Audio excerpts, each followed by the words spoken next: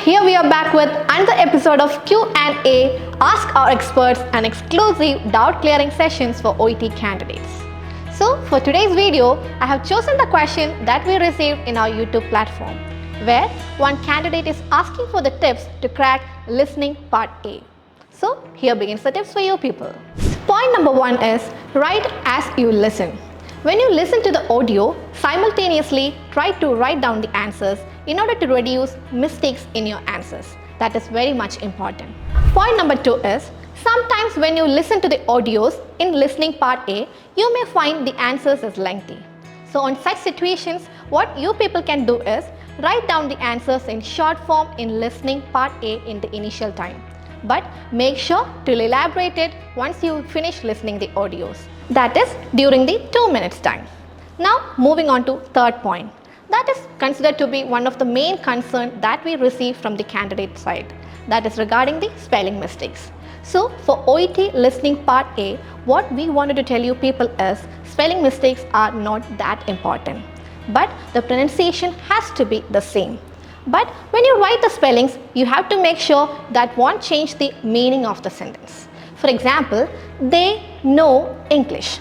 Here the know is K-N-O-W. Instead of that, you are writing N-O, that will change the meaning of the entire sentence. So avoid that kind of spelling mistakes when you listen OET listening part A.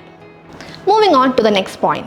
Make use of the 30 seconds preparation time or the reading time in order to predict the answers by using the words that mention before and after the blank space. For example, persistent, space, cough. So from this example, we can predict that the blank space should be an adjective that is describing the word cough. So if you are familiar with that kind of adjectives, you people can predict the answers while reading in the 30-second time period itself.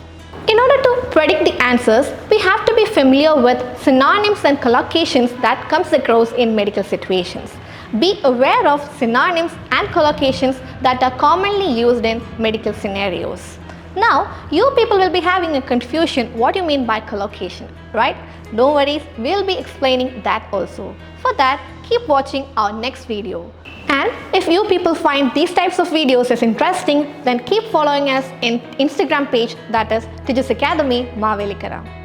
And we are offering OET, IELTS, Fluency and PTE courses in both offline and online platform. So if you want to join us, keep contacting our course advisors in the below mentioned numbers.